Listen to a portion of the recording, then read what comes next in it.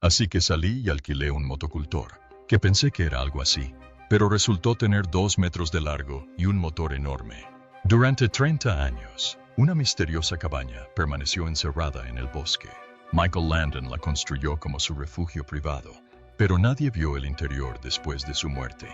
Los lugareños murmuraron sobre ello durante décadas. Las enredaderas cubrían las ventanas. La puerta estaba herméticamente sellada. Entonces alguien finalmente encontró la llave. Lo que descubrieron dentro impactó a todos: objetos personales, cartas secretas y algo que revelaba su verdad más oscura. La cabaña guardaba secretos que jamás quiso que nadie descubriera. Michael Landon nació el 31 de octubre de 1936 en Forest Hills, Queens. Su verdadero nombre era Eugene Maurice Horowitz. Su padre era un actor judío estadounidense. Su madre era una bailarina católica irlandesa. Su matrimonio era tenso. La religión causaba constantes peleas en casa. La hermana de Eugene, Evelyn, nació 3 años antes que él. En 1941, la familia se mudó a Collingswood, Nueva Jersey. Eugene tenía solo 4 años. Ese pequeño pueblo marcaría su infancia de forma dolorosa. Aunque tenía un coeficiente intelectual de genio, Eugene nunca se sintió inteligente. La escuela era difícil. Sus compañeros lo acosaban. Los profesores no lo entendían. El pueblo tampoco ayudó. Era profundamente antisemita. Lo obligaban a quedarse los miércoles mientras los niños cristianos iban a la iglesia. Recordó estar solo, limpiando pizarrones, preguntándose por qué tenía que ser diferente. Ese sentimiento de rechazo lo acompañó, pero lo que más le dolió fue lo que sucedió en casa. Su madre tenía graves problemas mentales. Intentó suicidarse muchas veces. Eugene vio cosas que ningún niño debería ver. Una vez, durante un viaje familiar a la playa, se metió en el océano para suicidarse. Eugene, un niño, corrió tras ella. Las olas le golpearon el pecho. Él gritó. Ella no paraba, así que la golpeó en la cara para que se diera la vuelta. Ella actuó como si nada hubiera pasado, pero Eugene vomitó después. Estaba enfermo de miedo. Este tipo de escenas ocurrían a menudo. Durante días lo llamó drama suicida. Era un caos. Nunca se sintió seguro. Su dolor no terminaba ahí. Eugene mojaba la cama. No fue su culpa, fue un problema médico. Pero su madre no lo creyó. Ella pensó que lo hizo por pereza, así que lo castigó brutalmente. Colgaba sus sábanas mojadas fuera de su ventana. El autobús escolar paraba justo enfrente de la casa. Todas las mañanas, sus compañeros lo veían. Lo humillaban una y otra vez. Eugene intentaba detenerlo. Se despertaba antes del amanecer. Cogía las sábanas, corría a la lavandería, las lavaba y volvía a casa a escondidas. Incluso cuando estaba cerrada, intentó entrar. No soportaba la vergüenza. Una vez lo mandó a una pijamada solo para ponerlo a prueba. Si se hacía pis allí, sería peor. Si no, decía que había estado fingiendo todo el tiempo. No podía ganar. Años después, hizo una película sobre esta pesadilla. Se llamó El corredor más solitario. Era su forma de contar la verdad. Pero en medio de todo este dolor, algo le dio esperanza. El deporte. Encontró paz en el lanzamiento de jabalina. Era fuerte, rápido y concentrado. En la preparatoria, lanzó la jabalina desde 59 metros. Ese fue el lanzamiento más largo del país realizado por un estudiante de preparatoria en 1954. Al año siguiente, lanzó 211 pies y 7 pulgadas. Un nuevo récord nacional. De repente, la gente lo notó. El mismo chico del que antes se burlaban ahora salía en los periódicos. Un entrenador lo describió como un chico corpulento y de hombros anchos. A Eugene le pareció mágico. Por una vez, se sintió reconocido. Obtuvo una beca para la Universidad del Sur de California. Soñaba con ir a los Juegos Olímpicos, pero tenía una extraña creencia. Creía que su poder provenía de su pelo largo, igual que Sansón de la Biblia. Sus compañeros no lo creían. Como broma, le cortaron el pelo al rape. Sus lanzamientos bajaron 15 metros. Entró en pánico. Se esforzó demasiado para recuperarse. Se rompió los ligamentos del hombro. Su carrera deportiva había terminado. Sus días universitarios habían terminado. Sus sueños se derrumbaron en un instante. Eugene se sintió perdido otra vez. Aceptó trabajos esporádicos para sobrevivir. Vendía mantas, abastecía estanterías y descargaba mercancías. Un día, Un compañero de trabajo le pidió que le ayudara a ensayar el texto para una audición de actuación. Eugene leyó el papel y fue mejor que su amigo. Un cazatalentos vio algo en él, pero había un problema. Su nombre sonaba demasiado judío. Eso podría perjudicar sus posibilidades en Hollywood. Así que tomó una decisión audaz. Abrió una guía telefónica y buscó. Michael Lane estaba secuestrado. Entonces vio a Landon. Se le quedó grabado. Eugene Maurice Horowitz era ahora Michael Landon. Tan solo 4 meses después de ese cambio, consiguió un papel en Telephone Time. Su carrera había comenzado, pero la verdadera fama llegó con una peculiar película de terror en 1957. Se llamaba Yo era un hombre lobo adolescente. Michael interpretó a un adolescente problemático que se convirtió en un monstruo. La idea impactó a la gente. Nadie había hecho antes una película de terror con un hombre lobo adolescente. La película costó menos de $123,000, pero recaudó casi 2 millones. Se convirtió en un éxito rotundo. Su intensa actuación captó la atención de Hollywood. Luego llegó la leyenda de Tom Dooley en 1959. Michael interpretó a un soldado confederado que atacó accidentalmente una diligencia, sin saber que la guerra había terminado. La película se basó en una historia real e inspiró una canción popular de éxito. Era dramática, romántica y trágica. La interpretó a la perfección. Este papel, apenas unos meses antes de su gran oportunidad, demostró que podía protagonizar un western. Ese mismo año, todo cambió. Recibió una llamada para una nueva serie de televisión. Originalmente se llamaba El Arma Inquieta, pero posteriormente se cambió el nombre a Bonanza. Michael interpretó al pequeño Joe Cartwright, el menor de 3 hermanos. Cuando Bonanza se estrenó el sábado 12 de septiembre de 1959, no era un western cualquiera. Cambió la televisión para siempre. Fue el primer western filmado íntegramente en color. La mayoría de la gente aún tenía televisores en blanco y negro, pero la NBC se anticipaba. Creían que los hermosos paisajes alrededor del lago Tahoe y el rancho Ponderosa convencerían a la gente a mejorar su vivienda. La apuesta dio resultado. Pronto, los televisores a color se convirtieron en la nueva norma, y Bonanza lideró el camino. Cada episodio costó entre $100,000 y $150,000, lo que equivaldría a casi $1 millón hoy en día. Ese presupuesto le dio al programa una estética rica y cinematográfica que estableció un nuevo estándar para la televisión. Pero Bonanza no se trataba solo de paisajes bonitos.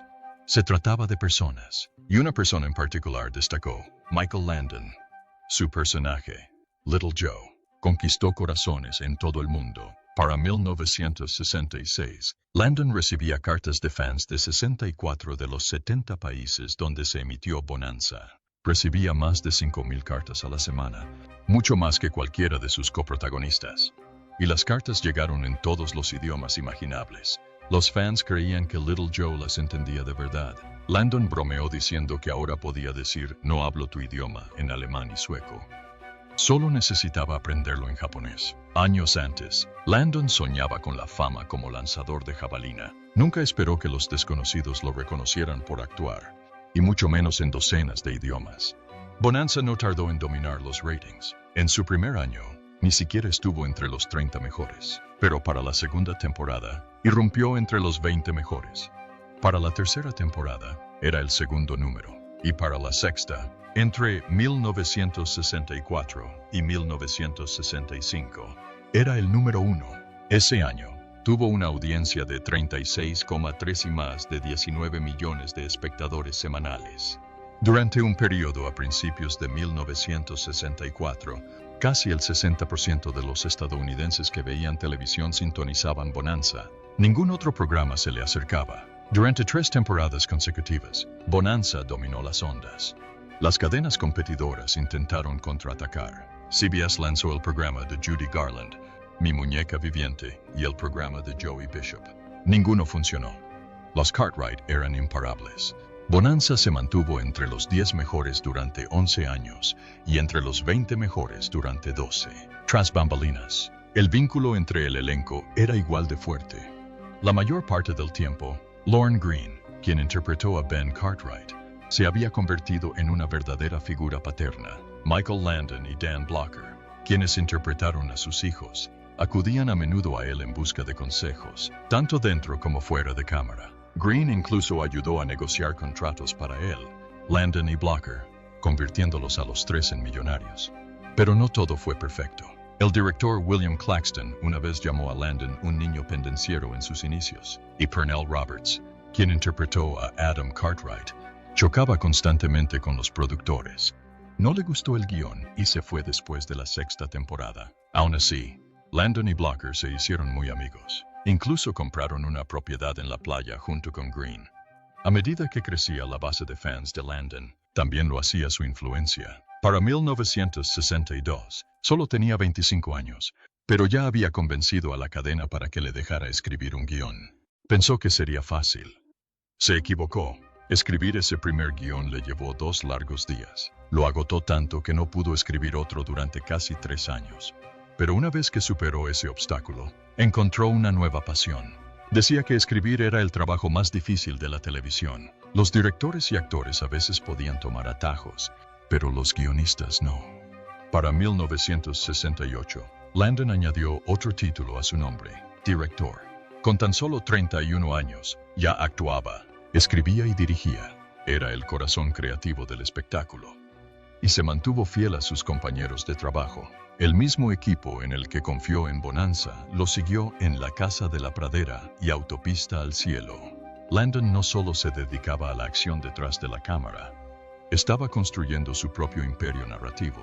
Ese enfoque holístico lo convirtió en una de las figuras más influyentes de la televisión. Pero en 1972, todo cambió. Dan Blocker, quien interpretó a Hoss, falleció repentinamente tras una cirugía de vesícula. Tenía solo 43 años. Su pérdida fue un duro golpe para todos. Landon y Green quedaron especialmente devastados. Los tres habían trabajado juntos durante 13 años, apoyándose como una verdadera familia. Green dijo que se sintió como una verdadera muerte en la familia. Cuando NBC decidió mantener Bonanza sin Blocker, Green se quedó atónito. Más tarde admitió que pensó que deberían haber cancelado el programa en ese momento. Sin Hoss, simplemente no era lo mismo. El primer episodio de la nueva temporada se emitió en septiembre. Se titulaba Para Siempre y se suponía que sería un episodio sobre la boda de Hoss. Landon tuvo que reescribirlo rápidamente tras la muerte de Blocker. El resultado fue desgarrador. En la nueva historia, el pequeño Joe pierde a su esposa y a su cuñado en un crimen brutal y emprende una misión en busca de justicia. El episodio incluyó varios homenajes discretos a Blocker. En una escena, Joe y Ben lloran juntos, un raro momento de emoción para los personajes, generalmente estoicos. También había un zoom lento sobre una foto enmarcada de Hoss en la cómoda de Joe. El episodio se convirtió en uno de los más memorables de la historia de la televisión y ocupó el 4º lugar en los ratings semanales. Los espectadores, sin duda, también necesitaban despedirse. Pero ni siquiera ese episodio tan potente pudo salvar el programa. NBC cometió un error fatal. Trasladaron Bonanza de los domingos por la noche a los martes. El público no lo siguió. Después de Forever, los índices de audiencia cayeron rápidamente, del 4º puesto al 39, y luego al 52. El 6 de noviembre de 1972, la NBC anunció la cancelación del programa. Green estaba furioso. Se enteró de la noticia un lunes y le dijeron que se marchara el miércoles. Eso no se le hace a nadie, dijo. Incluso a un barrendero se le avisa con una semana de antelación. Días después, la NBC intentó revocar la decisión, pero ya era demasiado tarde. Los decorados ya habían sido demolidos. El episodio final se emitió el 16 de enero de 1973. Tras 14 temporadas y 431 episodios, Bonanza terminó sin una despedida definitiva. El último episodio ni siquiera fue un final. Para una serie que una vez dominó la televisión, el final se sintió apresurado y frío. Pero el legado de Bonanza y Michael Landon no terminó ahí.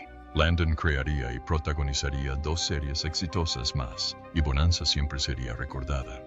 No solo por su colorido, sus índices de audiencia o sus personajes, sino por cómo contribuyó a moldear la televisión. En 1974, la televisión estadounidense estaba llena de series policíacas, escenas de persecución y comedias de situación ruidosas.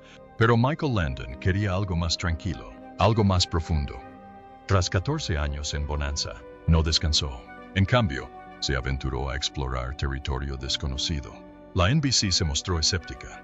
Un programa sobre una familia pionera del siglo XIX no era precisamente un éxito de audiencia, pero Landon tenía influencia. Acababa de firmar un contrato de exclusividad con la NBC y usó ese poder para impulsar la producción de La Casa de la Pradera. El empujón final vino de su propia casa. Su hija leía los libros y a su esposa le encantaban. Esa conexión personal se convirtió en su discurso. La NBC finalmente aceptó un piloto de 2 horas. Se emitió en marzo de 1974. Para el 11 de septiembre, la serie ya tenía un espacio semanal. Landon no solo era la estrella, lo dirigía todo. Produjo los 204 episodios entre 1974 y 1983. Escribió docenas de ellas, dirigió muchas más. Se movía con rapidez y rara vez hacía segundas tomas. Cuando algo funcionaba, simplemente lo decía, lo publicaba y seguía adelante. El programa se volvió suyo. Su estilo, su tono, su visión. Incluso después del final del programa, mantuvo viva la historia con 3 películas para televisión. Para entonces, Landon no era solo un protagonista. Era una de las figuras más influyentes de la televisión. Y no lo hizo solo. Landon fue leal a su equipo. Cuando dejó Bonanza, trajo consigo a su gente. El productor Kent McRae, el director William Claxton, el compositor David Rose. Lo siguieron en La Pequeña Casa y más tarde en Autopista al Cielo. Rose compuso la música de los 204 episodios. Landon también se aseguró de que su amigo Victor French tuviera un lugar, primero como el Sir Edwards y luego como su coprotagonista en Autopista al Cielo. Incluso usó el dinero que ganaba en NBC por anunciar el desfile de las rosas cada año para comprar regalos de Navidad para todo el equipo de La Pequeña Casa. Fue un gesto discreto, pero lo decía todo. Sin embargo, tras bambalinas, no todo fue tan generoso. Karen Grassel, quien interpretó a Ma Ingalls, se vio envuelta en una tensa batalla por un salario justo. En 1975, la serie fue un éxito entre los 10 mejores, pero Landon le negó el aumento. Le dijo que la cadena no creía que su personaje fuera popular. Incluso le dijo que debería ganar lo mismo que los actores infantiles. Grassel fue humillada. Peor aún, Landon empezó a reducir su tiempo en pantalla. En muchos episodios, aparecía menos de 8 minutos. Eso redujo drásticamente sus pagos residuales. En una ocasión, solo recibía 1,27 por repetición. Durante más de 2 temporadas, se sintió acorralada. Su contrato la tenía atada, y marcharse significaba un suicidio profesional. No se trataba solo de dinero. El comportamiento de Landon se volvió desagradable. Grassel describió cómo hacía chistes groseros y sexuales durante los ensayos. Una vez, antes de filmar una escena en el dormitorio, empezó a hacer comentarios explícitos sobre las mujeres. Ella se quedó paralizada. Simplemente paralizada, dijo después. Otras actrices del set también lo odiaron. Melissa Gilbert confirmó que tanto Grassel como Catherine McGregor no soportaban los chistes verdes de Landon. Su romance con Cindy Clerico, una maquilladora mucho más joven, no ayudó. Presumía de ello abiertamente. A pesar de estar casado, Landon no se quedó en palabras. Usó su control para castigar aún más a Grassel. Ella describió una época en la que su papel se fue haciendo cada vez más pequeño. En un episodio, simplemente se sirvió una taza de café y se fue. A veces, la cámara enfocaba la utilería en lugar de mostrarle el rostro. Pasaba horas poniéndose el vestuario y maquillándose, solo para ser usada unos segundos. Sus coprotagonistas empezaron a mantener la distancia. Empezó a beber para sobrellevar la situación. Tú también beberías, dijo, si Michael Landon te deprimiera. Parte de esa oscuridad provenía de lo más profundo de él. Landon tuvo un pasado traumático. Nacido como Eugene Horowitz en 1936, creció con una madre con problemas mentales que intentó suicidarse varias veces. A los 10 años, evitó que se ahogara. El recuerdo lo atormentaba. Lo llamó el peor día de mi vida. Y en la casita, ese dolor se filtró en los guiones. Para la tercera temporada, Landon escribió 2 historias independientes donde los personajes se prenden fuego para escapar de la desesperación. Si bien estaban pensadas para ser series familiares, contenían momentos de violencia y trauma impactantes. Landon no ocultó sus cicatrices.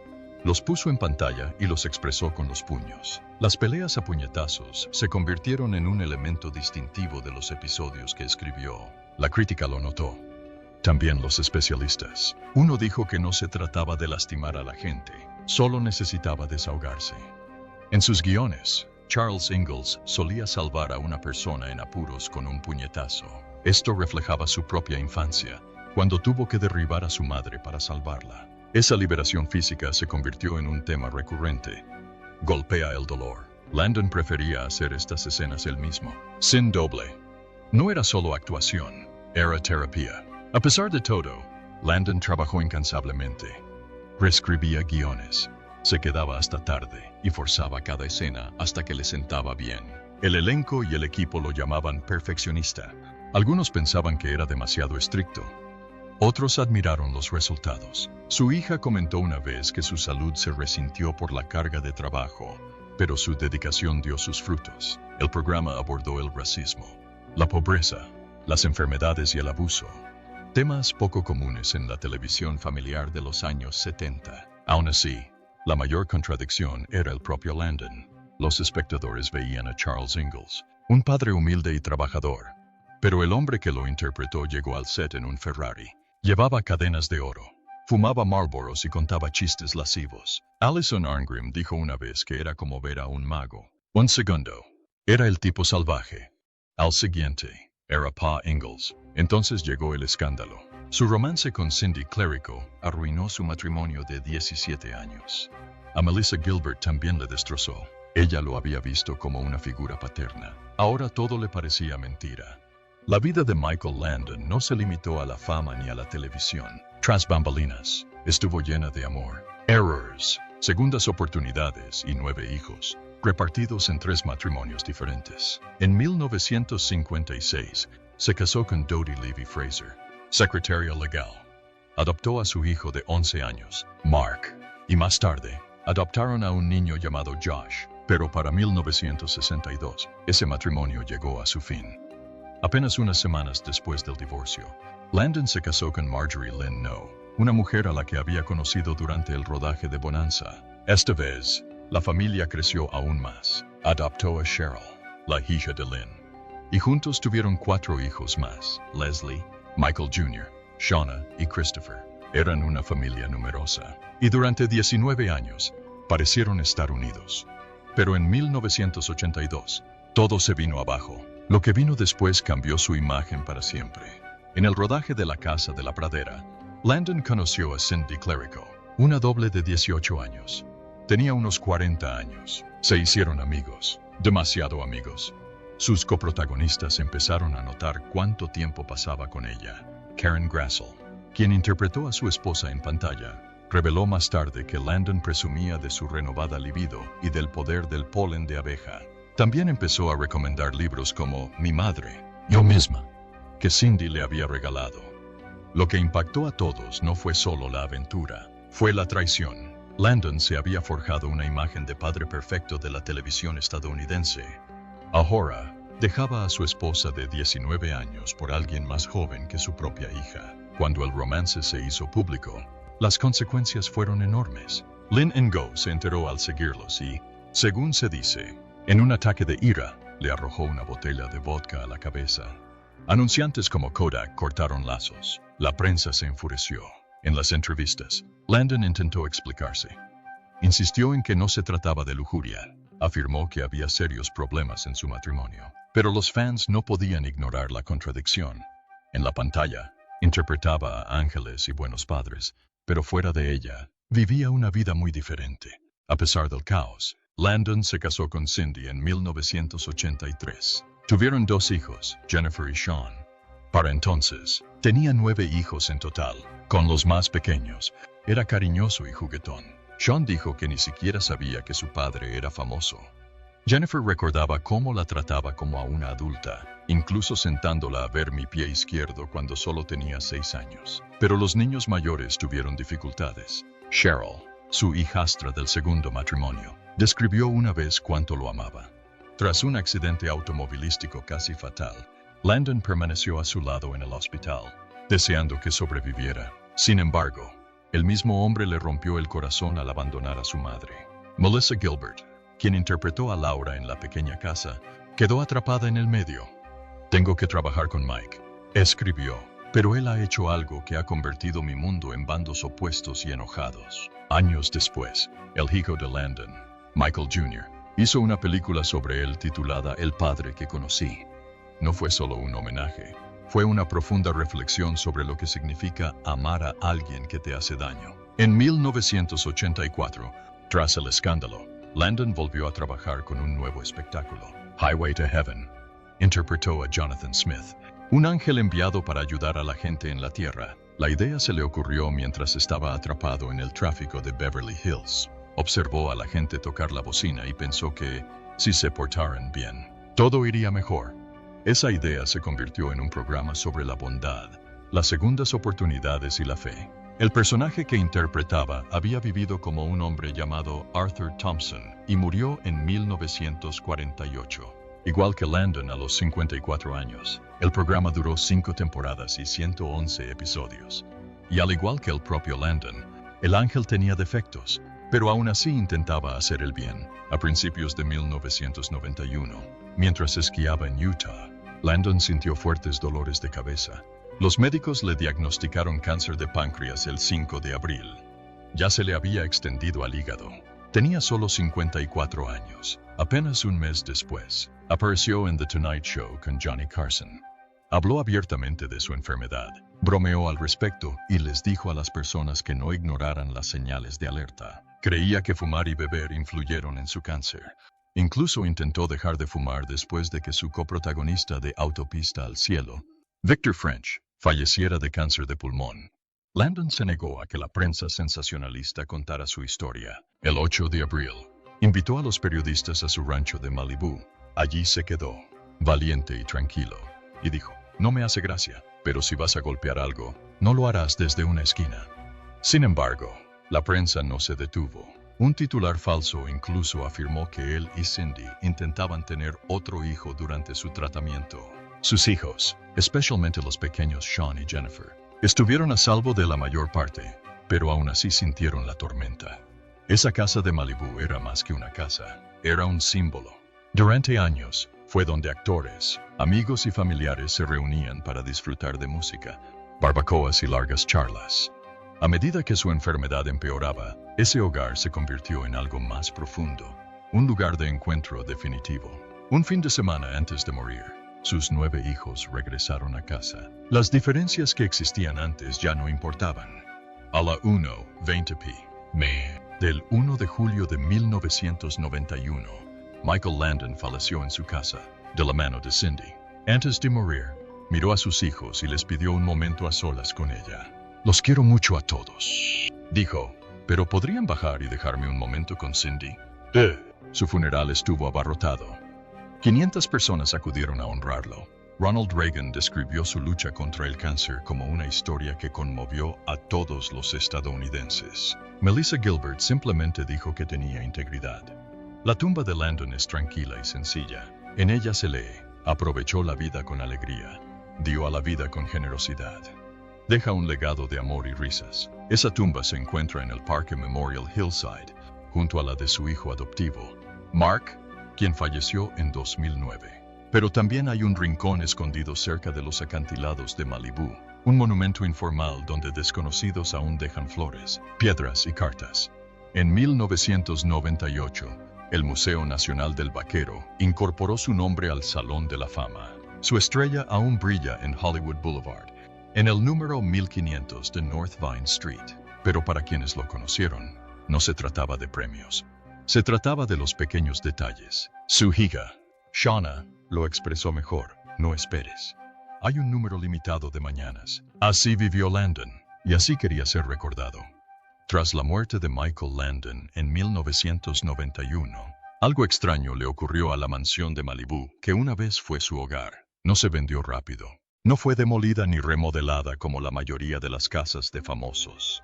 En cambio, permaneció allí durante años. No era una casa cualquiera. Era una enorme finca de 7 habitaciones que se alzaba sobre 21 metros de la dorada playa de Malibú, un lugar que antes estaba lleno de risas, niños, guiones y fiestas de estrellas, pero que de repente quedó en silencio.